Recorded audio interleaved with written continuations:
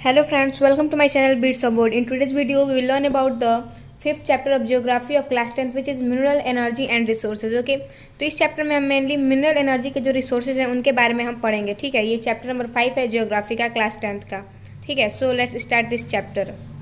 तो सबसे पहला पॉइंट जो इसमें दिया हुआ है हमारा कि various metals are extracted from these metals after proper refinement. ठीक है, कि जो मिनरल्स होते हैं उनसे तरह तरह उनसे वेरियस प्रकार के तरह तरह प्रकार के जो मिनरल्स हैं उनका एक्सट्रैक्शन होता है, उनका खनन होता है प्रॉपर रिफाइनमेंट प्रोसेस के द्वारा. ठीक है, जो मिनरल्स होते हैं वो हमारे हमारे लाइफ का जो है एक इंडिस्पेंसेबल पार्ट है. मतलब वो हमारे जीवन का एक अभिन्न अंग है मिनरल्स, खनिज पदार्थ. ठीक है, जो the railway lines and the tarmac paving from building और a big ship all are tarmacs of the roads. Okay, मतलब जो रेलवे लाइंस होती हैं और टर्मैक यानी इसका मतलब यहाँ पे पेविंग जो है, जैसे कि बिल्डिंग बनाने में जो पेविंग के लिए जो टाइल्स वगैरह जो होते हैं उनको पेव किया जाता है. पेविंग मतलब ये होता है. ठीक है, तो रेलवे लाइंस और ये बिल्डिंग और बड़े बड़े शिप जो होते हैं all are tarmacs of roads. ये सब जो है रोड्स यहाँ पे उसमें स्प्रिंट हो गया, यहाँ पे मिनरल्स होगा. ठीक है, मतलब उन सब में जो है मिनरल्स जो है उसमें होता है. और यहाँ तक कि जो हम फूड जो हम यूज़ करते हैं, जो फूड हम खाते हैं उसमें भी जो है मिनरल्स होता है. ठीक है, तो इस तरह से हम देखते हैं कि किस हद तक जो है मिनरल्स जो है हमारे डेली लाइफ से जो है हमारे डेली लाइफ में मिनरल्स इंक्लूडेड है. ठीक है, जो मिनरल्स हैं अब वो कहाँ पाए जाते हैं, तो वो नेचर में पाए जाते हैं और अलग अलग फॉर्म्स में पाए जाते हैं. ठीक है, और मिनरल जो है वो बहुत ज़्यादा मतलब उनमें बहुत ज़्यादा जो है अलग अलग मात्रा में डिस्ट्रीब्यूशन होता है. ठीक है, मतलब कुछ बहुत हार्ड होते हैं, कुछ बहुत सॉफ्ट होते हैं. मिनरल जो होते हैं वो डायमंड की तरह हार्ड भी हो सकते हैं, और जबकि जो पाउडर होता है, जो पाउडर हमारा जिस पत्थर से बनता है उसे हम टाक बोलते हैं, टाक स्टोन, तो उतना सॉफ्टेस्ट भी हो सकता है. ठीक है, जो रॉक्स होते हैं, जो चट्टानें होती हैं, वो होमोजीनियस मिक्सचर होते हैं सब्सटेंसेज के, जिन्हें हम मिनरल्स बोलते हैं. ठीक है, over 2000 minerals have been identified, only few are abundantly found in most of the rocks. ठीक है, मतलब आज तक जो है लगभग 2000 मिनरल्स के बारे में जो है मतलब 2000 मिनरल्स की पहचान जो है हो चुकी है. ठीक है, जबकि उनमें से कुछ जो है केवल कुछ ही जो है वो एबंडेंट क्वांटिटी में यानी ज़्यादा मात्रा में जो है पाए जाते हैं चट्टानों में. ठीक है, geologist use this properties to classify the mineral. जो जियोलॉजिस्ट होते हैं वो उन मिनरल्स की प्रॉपर्टीज़ को जो है उनके बारे में स्टडी करके जो है मिनरल्स का क्लासिफिकेशन का वर्क करते हैं. ठीक है, अब किन किन मोड्स में जो है मिनरल्स अकर करते हैं, किन किन मोड्स में मिनरल जो है प्रेजेंट होते हैं नेचर में, वो बता रहा है. ठीक है, तो मिनरल्स जो होते हैं, मिनरल्स मेनली जो है ओर्स के रूप में पाए जाते हैं. ठीक है, मतलब कोई भी खनिज पदार्थ जो है वो अपने अयस्क के रूप में जो है प्रकृति में मौजूद होता है. ठीक है, the term ore is use to describe an accumulation of any mineral mixed with other elements. ठीक है, ओर किस लिए यूज़ किया जाता है, तो ओर शब्द एक ऐसा टर्म है जिसका कि हम यूज़ कब करते हैं, हम एक ऐसे मिनरल को जो कि दूसरे एलिमेंट के साथ मिक्सड हो, तो जब इस फॉर्म में रहता है, मतलब कोई एक मिनरल है वो दूसरे एलिमेंट से मिक्सड फॉर्म में जो प्रेजेंट होता है उसे हम ओर बोलते हैं. ठीक है, उस पार्टिकुलर मिनरल का. ठीक है, this also determines the cost of understanding the main types of formation in which the main types of formation in which occur.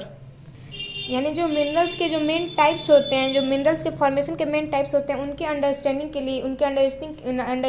लिए उनके डिटर्मिनेशन के लिए भी जो है ये ज़रूरी होता है. ठीक है, तो यहाँ पे जो है कुछ और 5 इंपॉर्टेंट पॉइंट्स दिए हुए हैं, तो इनके बारे में हम पढ़ लेते हैं कि कहाँ पर जो है मिनरल्स किस क्वांटिटी में पाए जाते हैं. ठीक है, तो इग्नियस रॉक्स में और मेटामॉर्फिक रॉक्स में हम मेनली जो अपने प्रीवियस क्लासेस में पढ़ चुके हैं कि जो रॉक्स होते हैं उनके भी जो अलग अलग टाइप्स होते हैं, जैसे कि igneous rocks, metamorphic rocks, sedimentary rocks. ठीक है, तो ये अलग अलग टाइप के रॉक्स होते हैं. तो इन igneous rocks and metamorphic rocks minerals में occur in the cracks crevices faults और join the smaller occurrence are called veins and the larger are called lodes. ठीक है, यानी जो मिनरल्स होते हैं वो मेनली जो है इग्नियस और मेटामॉर्फिक रॉक में कैसे पाए जाते हैं, तो इग्नियस और मेटामॉर्फिक रॉक्स में क्या होता है, जो मिनरल्स होते हैं उनके क्रैक्स और क्रीविसेस के बीच पाए जाते हैं, यानी जो उनमें दरारें होती हैं, चट्टानों में के बीच में जो दरारें होती हैं उनमें जो है पाए जाते हैं. ठीक है, जो छोटी दरारें होती हैं उन्हें हम वेंस बोलते हैं, और जो बड़ी बड़ी दरारें प्रेजेंट होती हैं चट्टानों में उन्हें हम लोड्स बोलते हैं. ठीक है, सेडिमेंट्री रॉक्स ये एक ऐसा रॉक्स होता है जिसमें जो है लेयर्ड रॉक्स होता है, सेडिमेंट्री रॉक्स. ठीक है,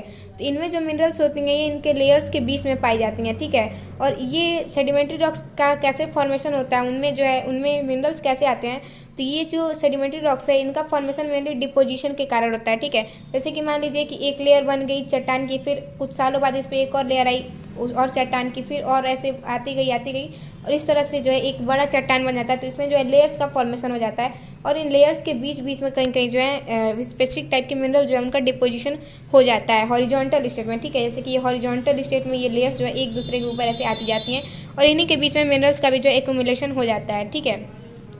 और दूसरा जो दूसरा मोड है, जो दूसरा तरीका है वो होता है involves the decomposition of surface rocks and the removal of soluble constituents leaving a residual mass of weathered material containing ores, ठीक है।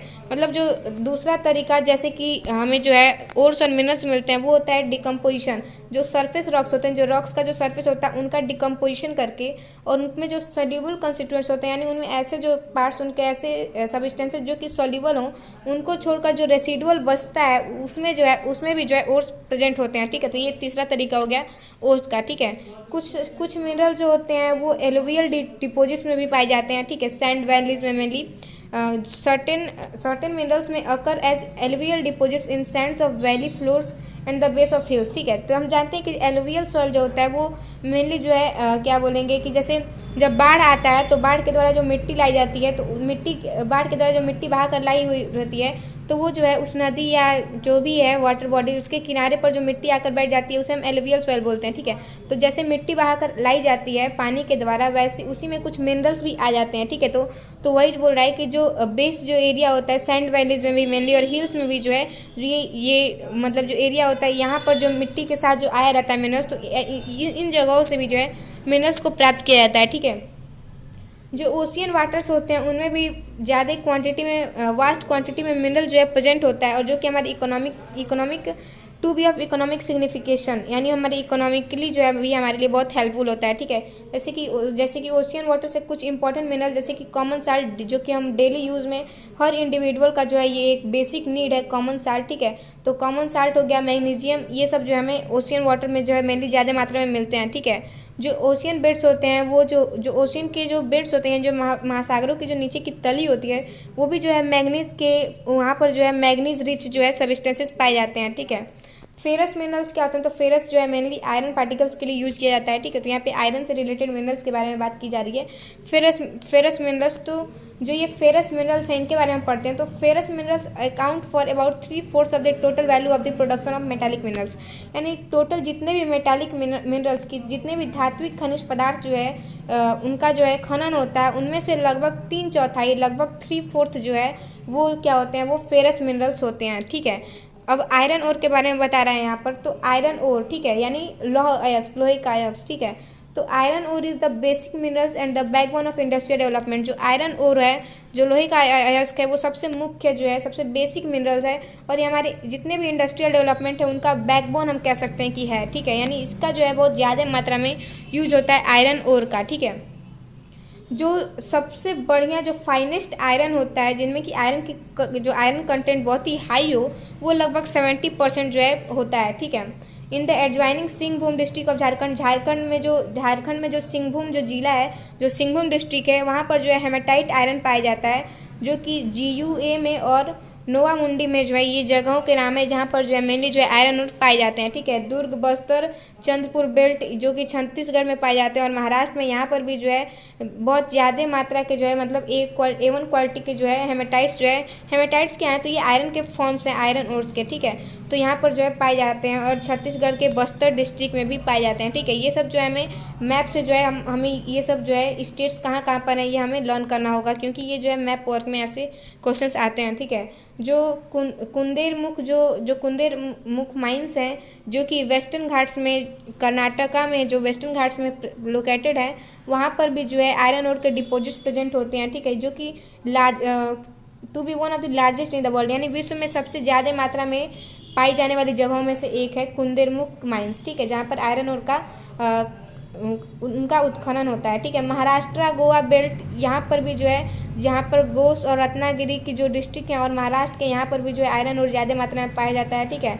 जो आयरन ओर है सबसे ज़्यादा एक्सपोर्ट कहाँ से होता है तो जो मैरमैगो पोर्ट है उसके द्वारा आयरन ओर सबसे ज़्यादा मात्रा में जो है आयरन ओर एक्सपोर्ट होता है, ठीक है। ये तो अब आयरन ओर के बारे में था। अब हम मैग्नीज के बारे में पढ़ते हैं।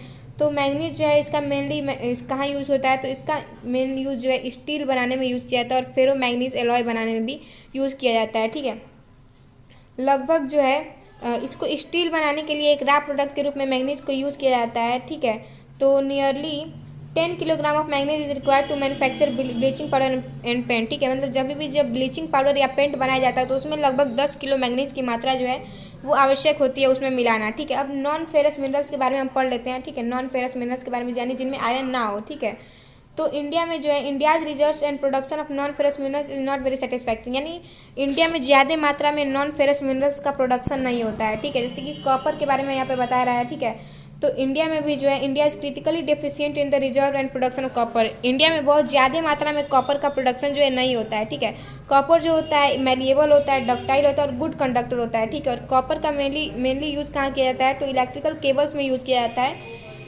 इलेक्ट्रिकल केबल्स में यूज़ किया जाता है, इलेक्ट्रॉनिक्स और केमिकल इंडस्ट्रीज में भी यूज़ किया जाता है। ठीक है, बॉक्साइट के बारे में बता रहा है, तो बॉक्साइट क्या, हमारा बॉक्साइट मेनली एल्युमिनियम का जो है ये अयस्क है, एल्युमिनियम ओर है हमारा बॉक्साइट। ठीक है, तो ये जो है इसमें ये बॉक्साइट एक और है जिसमें कि ज़्यादा मात्रा में जो इसमें एल्युमिनियम पाया जाता है। ठीक है, बॉक्साइट क्ले से एल्युमिनियम बनता है। ठीक है, और बॉक्साइट से कुछ सब्सटेंसेस मिलते हैं जैसे कि एल्यूमिना हो गया, और उसी एल्यूमिना से बाद में जो है एल्यूमिनियम जो है बनता है। ठीक है, बॉक्साइट जो होता है, बॉक्साइट का डिपॉजिट्स कैसे बनते हैं, तो मेनली जो रॉक्स होते हैं, जो ऐसे रॉक्स जिसमें कि एल्युमिनियम सिलिकेट्स की मात्रा ज़्यादा, उनके डिकम्पोजिशन से बॉक्साइट बनता है। ठीक है, जो इंडिया में जो बॉक्साइट के डिपॉजिट्स हैं वो मेनली अमरकंटक प्लेट्यू में मिलते हैं। ठीक है, जो अमरकंटक की पहाड़ियाँ हैं उसमें जो है मेनली बॉक्साइट के डिपॉजिट मिलते हैं। ठीक है, उड़ीसा जो है लार्जेस्ट बॉक्साइट प्रोड्यूसर है इंडिया का। ठीक है, जो कि लगभग भारत का लगभग 34.97% जो है कंट्री के टोटल प्रोडक्शन का उड़ीसा के द्वारा प्रोडक्शन हुआ था बॉक्साइट का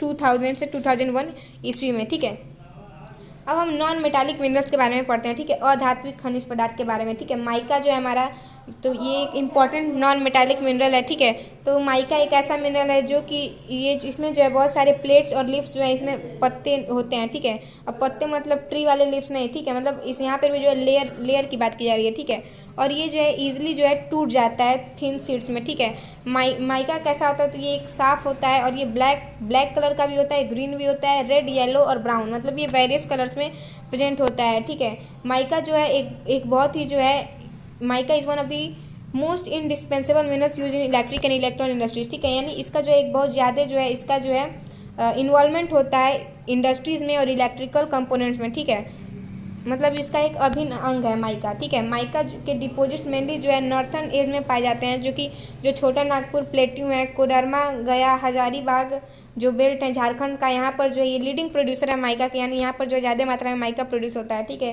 राजस्थान के कुछ हिस्सों में भी जो है माइका प्रोड्यूस होता है, मेनली जो राजस्थान में जो अजमेर के आसपास के क्षेत्र हैं वहाँ पर जो है माइका ज़्यादा मात्रा में प्रोड्यूस होता है। ठीक है, अब हम रॉक मिनरल्स यानी चट्टानी खनिज पदार्थ के बारे में पढ़ते हैं। ठीक है, तो लाइम स्टोन जो होता है, लाइम स्टोन क्या होता है कि इसमें कैल्शियम कार्बोनेट और कैल्शियम और मैग्नीशियम के कार्बोनेट जो है मेनली जो है लाइम स्टोन में चूने में होते हैं। ठीक है, कंजर्वेशन ऑफ मिनरल्स, अब मिनरल्स जो हैं इनका कंजर्वेशन के बारे में, कैसे मिनरल्स का संरक्षण हम कर सकते हैं उनके बारे में हम पढ़ते हैं। ठीक है, कंजर्वेशन ऑफ मिनरल्स, सबसे पहला पॉइंट यहाँ पे दिया हुआ है कि the strong dependence of the industry and agriculture upon minerals deposits and the substance manufacture from them, यानी जो इंडस्ट्रीज़ हैं और जो एग्रीकल्चर है वो बहुत एक ज़्यादा हद तक जो है बहुत ज़्यादा मात्रा में डिपेंडेंट है। किस पर डिपेंडेंट है, तो मिनरल्स के डिपोजिट्स पर डिपेंडेंट है, और मिनरल्स के द्वारा जो सब्सटेंसेस बनते हैं उन पर डिपेंडेंट है। कौन, इंडस्ट्रीज और एग्रीकल्चर। ठीक है, जो the total volume of workable minerals deposit is an insignificant fraction. ठीक है, the total volume of workable mineral is an insignificant fraction. ठीक है, यानी जितने भी मिनरल्स प्रेजेंट होते हैं उनका एक मतलब उनका मैक्सिमम जो फ्रैक्शन होता है, यानी उनका जो लगभग 80-90% जो मतलब जितना भी मिनरल प्रोड्यूस होता है उसका अधिकतम कंपोजिशन हम कह सकते हैं कि वो जो है वो यूज़ में ला दिया जाता है। ठीक है, the rate of replenishment are infinitely small in comparison. ठीक है, यानी जिस रेशियो में हम मिनरल्स को यूज़ कर रहे हैं तो उसी रेशियो में उसका जो रिप्लेनिशमेंट यानी उसकी जगह पे दोबारा मिनरल्स का फॉर्मेशन, इसका जो रेशियो है वो दोनों जो है बहुत स्लो है। ठीक है, यानी हम उसकी खपत जो है बहुत जल्दी कर रहे हैं, जबकि मिनरल्स का फॉर्मेशन जो है बहुत ही धीरे धीरे हो रहा है। ठीक है, तो एक concerted effort to be made in order to use minerals resource in a planned and sustainable manner. ठीक है, तब चूँकि जो उनका यूज़ करने का, उनका खपत का और उनके बनने का जो रेशियो है वो बहुत ही उनमें बहुत ज़्यादा डिफरेंस है। ठीक है, मतलब बहुत जल्दी हम लोग यूज़ कर रहे हैं जबकि बन बहुत धीरे धीरे रह रहा है। इसीलिए हमें मिनरल्स को यूज़ करने के लिए जो हमें एक प्लान्ड तरीके से, यानी हमें बहुत ही सूझबूझ के साथ जो है नीति बनाकर एक सस्टेनेबल मैनर में, यानी एक ऐसे तरीके तरीके से हमें उसको यूज़ करना चाहिए कि वो हम तो यूज़ में ला लें और जब और जो हमारा फ्यूचर आने वाले जो हमारे जनरेशन है उनके लिए भी जो है वो बचा रहे, ठीक है। तो हमें इसे एक सस्टेनेबल मैनर में यूज़ करना चाहिए, ठीक है। अब हम एनर्जी रिसोर्स के बारे में पढ़ते हैं, ठीक है, यानी ऊर्जा के स्रोत में बारे में, ठीक है। तो एनर्जी क्या है? एनर्जी सभी एक्टिविटीज़ के लिए ज़रूरी होता है, ठीक है। इसका हम प्रयोग क्यों करते हैं? It is needed to cook, भोजन बनाने के लिए इसका यूज़ किया जाता है, लाइट प्रोवाइड करने के लिए या हीट प्रोवाइड करने के लिए। यानी हम जब देखते हैं कि हर एक्टिविटी में जो एनर्जी का यूज़ होता है, ठीक है। एनर्जी को हम कैसे प्रोड्यूस कर सकते हैं? तो एनर्जी जो है फ्यूल मिनरल्स जैसे कि कोल, पेट्रोलियम, इन सबको जो है बर्न करके एनर्जी प्रोड्यूस किया जा सकता है, ठीक है। फ्यूल मिनरल जैसे कि कोल, पेट्रोलियम, नेचुरल गैस, यूरेनियम और इन सब से भी जो है और इलेक्ट्रिसिटी से भी जो है एनर्जी प्रोड्यूस करवाया जा सकता है, ठीक है। तो it consumes most valuable manure which could be use in agriculture, ठीक है। यानी एग्रीकल्चर में भी जो है इसका जो है एनर्जी का यूज़ होता है, ठीक है। और एनर्जी जो है बहुत ही ज़्यादा वैल्यूएबल है, ठीक है। Conservation of sources of energy, तो इसलिए हमें ये जो एनर्जी के अलग अलग सोर्सेज है हमारे पास जैसे कि कोल, पेट्रोलियम, नेचुरल गैस, यूरेनियम, ये सब, तो इन सब का कंजर्वेशन जो है हमारे लिए बहुत ज़रूरी है, ठीक है। तो सबसे पहले हम कोयले के बारे में पढ़ लेते हैं, ठीक है। तो ये सबसे ज़्यादा मात्रा में पाए जाने वाला फॉसिल फ्यूल है हमारा, ठीक है। इट प्रोवाइड्स ए सब essential part of the Nations energy needs, ठीक है। यानी हमारे राष्ट्र के द्वारा मतलब हमारे कंट्री इंडिया के द्वारा जितना भी जो है एनर्जी यूज़ किया जाता है उसका एक मैक्सिमम पोर्शन जो है कोल के द्वारा कंप्लीट किया जाता है, ठीक है। अब कोल जो होते हैं, कोल के मेनली जो है चार टाइप्स होते हैं कोल के, एंथ्रासाइट, लिगुमिनस, एक मिनट, सॉरी लिगुमिनस नहीं होता है, पहला होता है हमारा एंथ्रासाइट, दूसरा होता है लिग्नाइट, तीसरा होता है हमारा बिटुमिनस होता है, ठीक है। और चौथा हमारा जो है पीट होता है, ठीक है। तो सबसे उत्तम क्वालिटी का जो कोयला होता है हमारा वो एंथ्रासाइट होता है, ठीक है। तो यहाँ पे बता रहा है कि जो लिग्नाइट है हमारा ये लो ग्रेड का जो है कोल होता है, ठीक है। ये ब्राउन कोल होता है यानी लगभग भूरे कलर का होता है, एक सॉफ्ट होता है और इसमें मॉइस्चर की मात्रा जो है ज़्यादा होती है, ठीक है। एंथ्रासाइट जो होता है हमारा ये हाईएस्ट क्वालिटी का और ये हार्ड कोल होता है, ठीक है। यानी इससे जो एनर्जी प्रोवाइड होती है वो ज़्यादा मात्रा में होती है और इसमें मॉइस्चर भी कम होता है, ठीक है। A little over 200 million years in age and in tertiary deposits which are only about 55 million year old, ठीक है। यानी जो 200 मिलियन साल पहले जो 200 मिलियन साल पहले के जो टर्टियरी डिपॉजिट्स हैं उनमें भी जो है ये कुछ मात्रा में पाए जाते हैं ये कोल, और ठीक है। जबकि जो one about 55 million years old और कुछ जो होते हैं टर्टियरी डिपॉजिट्स में भी पाए जाते हैं जो कि केवल जो है 55 मिलियन ईयर्स जो है पुराने हैं, ठीक है। अब पेट्रोलियम दूसरा जो रिसोर्स है एनर्जी का उसके बारे में पढ़ते हैं, ठीक है। तो जो कोल के बाद पेट्रोलियम ही जो है हमारा, और या मिनरल ऑयल भी हम इसे कह सकते हैं, ये दूसरा जो है सोर्स है एनर्जी का जिससे कि ज़्यादातर पोर्शन जो है एनर्जी रिक्वायरमेंट का इसके द्वारा फुलफिल होता है, ठीक है। तो जो पेट्रोलियम रिफाइनरीज होती हैं वो नोडल इंडस्ट्रीज की तरह काम करती हैं, ठीक है, for synthetic textile, fertile and numerous chemical industries. यानी सिंथेटिक टेक्सटाइल और फर्टाइल और केमिकल इंडस्ट्रीज में जो पेट्रोलियम को जो है एनर्जी के सोर्स के रूप में यूज़ किया जाता है, ठीक है। The oil is prevented from rising और sinking by intervening non porous layer, ठीक है। जो मिनरल ऑयल या पेट्रोलियम है इसमें ये भी ध्यान रखना होता है कि ये जो ऑयल है वो किसी के द्वारा ऑब्जर्व ना कर लिए जाए, सिंक ना कर लिए जाए, जैसे कि कुछ नॉन पोरस लेयर में भी जो है इन्हें प्रिजर्व करके रखना चाहिए, ठीक है। जो about 63% of India's petroleum production is from Mumbai high, ठीक है।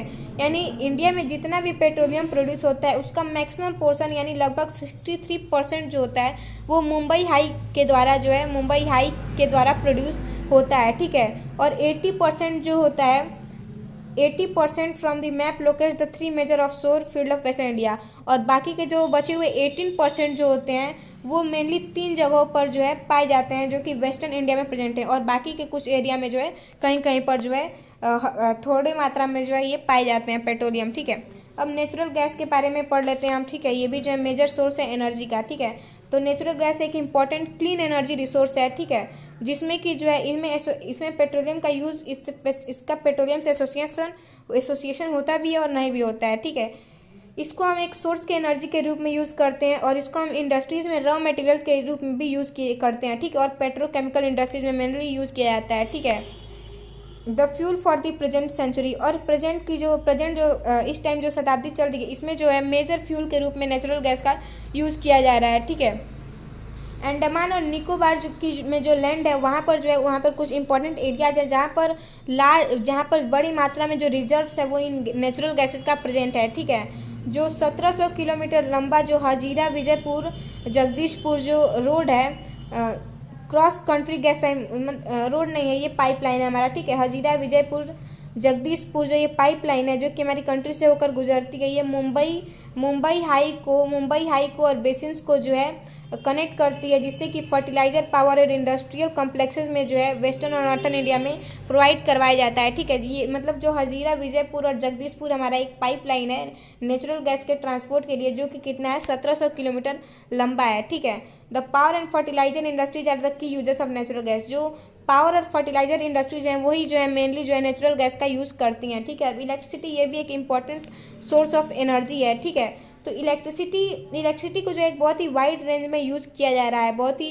ज़्यादा मात्रा में जो एप्लीकेशंस है उनको किसकी मदद से चलाया जा रहा है, उनको इलेक्ट्रिसिटी की मदद से चलाया जा रहा है आज के वर्ल्ड में। ठीक है, that its per capita consumption is considered as an index of development. ठीक है, मतलब इलेक्ट्रिसिटी को इस हद तक यूज़ किया जा रहा है कि इसको जो है डेवलपमेंट के मेजरमेंट में क्राइटेरिया के रूप में इसको यूज़ किया जा रहा है। ठीक है, इलेक्ट्रिसिटी को मेनली जो है दो तरीके से पानी के रनिंग से जो है वाटर रनिंग से इसको प्रोड्यूस किया जाता है, यानी पानी की धारा से जो है इसको प्रोड्यूस किया जाता है। ठीक है, burning of fuel such a coal petroleum gas to drive turbines to produce thermal power. ठीक है, इलेक्ट्रिसिटी को प्रोवाइड करने के लिए क्या किया जाता है कि फ्यूल्स को बर्न करके, जैसे कि कोल और पेट्रोलियम को बर्न करके जो है टर्बाइंस को घुमाया जाता है और इससे जो है थर्मल पावर के द्वारा इलेक्ट्रिसिटी प्रोड्यूस होता है। ठीक है, हाइड्रो इलेक्ट्रिसिटी के द्वारा यहाँ पर जो टर्बाइन होते हैं उनको जो है वाटर की मदद से उनमें मूवमेंट करवाया जाता है और इससे जो है हाइड्रो इलेक्ट्रिसिटी जो है प्रोड्यूस करवाई जाती है, यानी जल से जो है बिजली उत्पन्न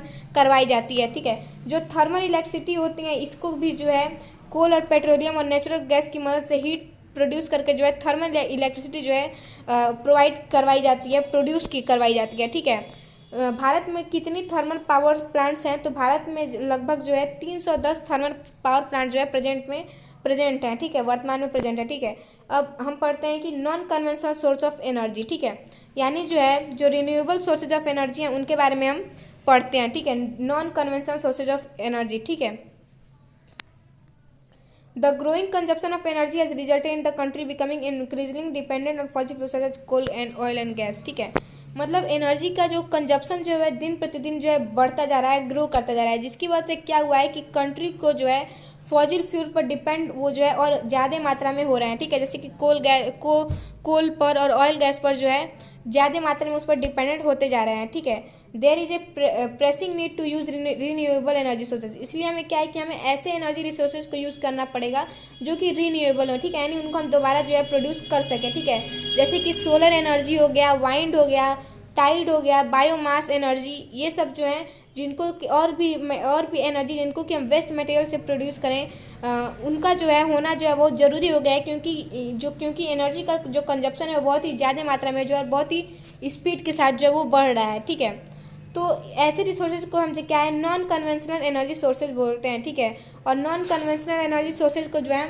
रीन्यूएबल सोर्सेज ही बोलते हैं। ठीक है, यानी जिनको जो है इनको रीन्यू किया जा सकता है, इनको हम दोबारा जो है जल्दी उत्पन्न कर सकें। ठीक है, अब हम पढ़ते हैं न्यूक्लियर और एटॉमिक एनर्जी के बारे में। ठीक है, तो ये जो है it is obtained by altering the structure of atoms के स्ट्रक्चर में जो है उनको अल्टर करके उनमें डिफ्रेंसिएशन ला के जो है न्यूक्लियर और एटॉमिक एनर्जी को ऑब्टेन किया जाता है। ठीक है, the form of heat and this is use to generated electric power. ठीक है, ये हीट का एक फॉर्म है और इसका यूज़ किस लिए किया जाता है, इसका यूज़ इलेक्ट्रिक पावर के जनरेशन के लिए यूज़ किया जाता है। ठीक है, जो राजस्थान में जो अरावली रेंज है, राजस्थान में जो अरावली की पहाड़ियाँ हैं उनको मेनली जो है एटॉमिक और न्यूक्लियर पावर जनरेशन के लिए यूज़ किया जाता है। ठीक है, केरला में जो मोनाजाइट सैंड्स हैं, फोर्थ पॉइंट यहाँ पे दिया हमारा है कि जो केरला में जो मोनाजाइट सैंड्स होती हैं उनमें जो थोरियम जो है वो बहुत ज़्यादा मात्रा में प्रेजेंट होता है, जिसको न्यूक्लियर एनर्जी यूज़ करने में यूज़ किया जाता है। ठीक है, अब हम सोलर एनर्जी के बारे में पढ़ते हैं। तो इंडिया एक ट्रॉपिकल कंट्री है, इसलिए यहाँ पर बहुत ज़्यादा पॉसिबिलिटी है सोलर एनर्जी को ट्रैप करने की। ठीक है,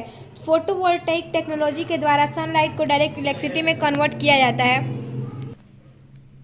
सोलर एनर्जी का कंट्रीब्यूशन जो है वो इन्वायरमेंटल कंजर्वेशन में यूज़ किया होता है। ठीक है, और ये जो है एजुकेट सप्लाई भी करता है मैन्योर और एग्रीकल्चर इंडस्ट्रीज में। ठीक है, सोलर एनर्जी। ठीक है, अब हम वाइंड पावर के बारे में पढ़ते हैं। ठीक है, तो इंडिया को अब India now ranks as a wind super power in the world, ठीक है। वर्ल्ड में इंडिया को वाइन सुपर पावर का रैंक जो है दिया गया है, ठीक है। जो सबसे लार्जेस्ट वाइन फार्म क्लस्टर जो है वो तमिलनाडु में तमिलनाडु के नगर कोयल से मदुरई के बीच जो है प्रेजेंट है, ठीक है। यहाँ पर ज़्यादा मात्रा में वाइन मिल्स प्रेजेंट है क्योंकि वहाँ पर बहुत ज़्यादा मात्रा में जो है वाइन्स जो है बहुत स्पीड के साथ जो है चलती हैं, ठीक है। नगर कोयल और जैसलमेर जो है are well known for the effective use of wind energy. Wind energy के इफेक्टिव यूज़ के लिए जो है जाने जाते हैं कंट्री में, ठीक है। बायोगैस के बारे में पढ़ते हैं, ठीक है। बायोगैस, ठीक है। Shrubs, farm waste, animal and human waste are use to produce biogas for domestic consumption in rural areas, ठीक है। जो श्रब्स होते हैं यानी जो छोटे छोटे पौधे होते हैं, फार्म वेस्ट और जो एनिमल और ह्यूमन के द्वारा जो वेस्ट प्रोड्यूस होता है, ये इन सब का यूज जो है बायोगैस के प्रोडक्शन में यूज़ किया जाता है। और बायोगैस के द्वारा जो एनर्जी प्रोड्यूस होती है उसको डोमेस्टिक यूज में जो है लाया जाता है, ठीक है। The plant using cattle dung are known as gobar gas plant in rural area India, ठीक है। यानी ऐसे पावर प्लांट जिनमें कि कैटल डंग यानी जो है जो जानवरों के जो डंग होते हैं उनके गोबर को यूज करके जो है गोबर गैस प्लांट में जो यूज किया जाता है, इनको हम गोबर गैस प्लांट जो है रूरल एरियाज में बोलते हैं, ठीक है। It improve the loss of trees and manure due to the burning of fuel wood and cow dung cakes, ठीक है। यानी बायोगैस से जो है बायोगैस से क्या होता है कि जो ट्रीज और मैन्योर जो होते हैं इनको यूज़ किया जाता है और जो वुड फ्यूल है उनको भी बर्न करके जो है जो काउ डंग केक्स हैं इनको भी जो है यूज़ करके इनको बर्न करके जो है एनर्जी प्रोड्यूस किया जाता है जिनको हम डोमेस्टिक पर्पज़ के लिए यूज़ करते हैं, ठीक है। अब टाइडल एनर्जी के बारे में पढ़ते हैं, ठीक है। तो oceanic tides can be use to generate electricity. जो महासागरों में जो है समुद्रों में ओशियन यानी महासागरों में जो लहरें उत्पन्न होती हैं उनको भी इलेक्ट्रिसिटी जनरेट के लिए यूज़ किया जाता है, ठीक है। Float gate dams are built across interlake, ठीक है। फ्लोट गेट डैम्स यानी उनके बीच में भी जो है ओशियन के बीच में भी जो डैम्स बनाया जाता है, ठीक है, जिनसे कि एनर्जी जो है उनके टाइडल एनर्जी के द्वारा इलेक्ट्रिसिटी प्रोड्यूस किया जाता है, ठीक है, जो कि एक एनर्जी रिसोर्स की तरह वर्क करता है। The sea via a pipe that carries it through a power generating turbine, ठीक है। तो द सी वे पाइप यानी जो सी में जो फ्लड गेट डैम्स बनाए जाते हैं तो इनमें जो है पाइप के थ्रू जो है वाटर आता है जो जिनसे कि जो है टरबाइन को चलाया जाता है और टरबाइन के द्वारा इलेक्ट्रिसिटी प्रोड्यूस होता है, ठीक है। ए 900 megawatt tidal energy power plant is setup here by the national hydro power corporation. National hydro power corporation NHP national hydro power corporation के द्वारा 900 मेगावाट का टाइडल एनर्जी पावर प्लांट जो है सेटअप किया गया है, ठीक है। अब हम जियो थर्मल एनर्जी के बारे में पढ़ते हैं, ठीक है, यानी लैंड की हीट के द्वारा जो एनर्जी प्रोड्यूस किया जाता है वो, ठीक है। तो जियो थर्मल एनर्जी से रिफर क्या है कि जियो थर्मल एनर्जी के हम उसको रिफर करते हैं to the heat and electricity produce by the heat from the interior of the earth. यानी भूमि के नीचे से जो हीट और इलेक्ट्रिसिटी जो प्रोड्यूस होता है उनको जो हम जियो थर्मल एनर्जी बोलते हैं, ठीक है। ये बहुत ही हॉट होता है, ठीक है, इसलिए जब it is so hot that when it rises to the earth surface it turns into steam, ठीक है। यानी जो अर्थ के नीचे जो हीटनेस होती है वो इतनी ज़्यादा हॉट होता है, उसका टेम्परेचर इतना हाई होता है कि जब वो अर्थ के सरफेस के नज़दीक तक आता है तो वो जो है स्टीम में कन्वर्ट होने लगता है वाटर, ठीक है। उसके बाद से इस स्टीम को किस लिए यूज़ किया जाता है, ये जो भाप सॉरी यहाँ पे स्टीम होगा, ठीक है। तो जी ये भाप स्टीम जो प्रोड्यूस होता है ज़्यादा हीट के कारण तो उनका यूज़ किस लिए किया जाता है, टरबाइंस को ड्राइव करने के लिए, टरबाइंस को घूमने के लिए, ठीक है। और उस टरबाइंस के चलने से इलेक्ट्रिसिटी प्रोड्यूस होता है, ठीक है। अब हम इन एनर्जी सोर्सेज के कंजर्वेशन के बारे में पढ़ेंगे, ठीक है। तो एनर्जी जो है बेसिक रिक्वायरमेंट होता है इकोनॉमिक डेवलपमेंट के लिए, ठीक है। जो इकोनॉमिक डेवलपमेंट प्लान्स होते हैं उनका इम्प्लीमेंटेशन जो है इंडिपेंडेंस से ही लगातार किया जा रहा है, ठीक है। और वो बहुत ज़्यादा जो है नेसेसरी भी हैं हमारे लिए, ठीक है। क्यों नेसेसरी हैं, तो ह्यूज अमाउंट में एनर्जी के रिक्वायरमेंट को फुलफिल करने के लिए, ठीक है। Promotion of energy conservation and increase use of renewable energy resources are the twin planks of sustainable energy, ठीक है। एनर्जी कंजर्वेशन को प्रमोशन यानी एनर्जी कंजर्वेशन को जो है ज़्यादा वैल्यू देना और रिन्यूएबल सोर्सेज का ज़्यादा मात्रा में यूज़ करना, ये दोनों जो है दो महत्वपूर्ण कदम या पहल हम कह सकते हैं, ये इंपॉर्टेंट है सस्टेनेबल एनर्जी के लिए। सस्टेनेबल एनर्जी बोलने से हमारा तात्पर्य यह है कि ऐसे एनर्जी रिसोर्सेज जो कि हम खुद भी प्रेजेंट में यूज़ करें और फ्यूचर में आने वाले हमारे जनरेशन पे उसको यूज़ करें, ठीक है। प्रेजेंट में इंडिया जो है सबसे one of the least energy efficient countries in the world, ठीक है। सबसे कम मतलब एफिशिएंट क्वांटिटी में जो है एफिशिएंट क्वांटिटी में एनर्जी को जो है यूटिलाइज करने वाला कंट्री जो है हमारा इंडिया है वर्ल्ड में, ठीक है। Energy saved is energy produce, ठीक है। यानी एक कोट यहाँ पे बताया जा रहा है ताकि इससे हम मोटिवेट होंगे एनर्जी के कंजर्वेशन के लिए, कि अगर हम एनर्जी को सेव कर रहे हैं, अगर हम ऊर्जा को बचाते हैं तो इसका मतलब ये है कि हम ऊर्जा उत्पन्न कर रहे हैं, ठीक है। मतलब हम उसको वेस्ट करने से बचा रहे हैं तो उसको कोई दूसरा यूज़ करेगा या हम ही उसको बाद में यूज़ करेंगे। तो इसलिए ये लाइन बोला गया यहाँ पे कि energy saved is energy produce, यानी अगर हम एनर्जी को सेव करते हैं तो इसका मतलब हम इसको कह सकते हैं कि हम एनर्जी प्रोड्यूस कर रहे हैं, ठीक है। तो यहाँ पर ये हमारा chapter energy and mineral resources खत्म हो चुका है, मिनरल एनर्जी रिसोर्सेज खत्म हो चुका है, ठीक है। So thank you for watching the video, still bye bye, take care, stay safe, keep learning and keep watching my channel bits about. Thank you.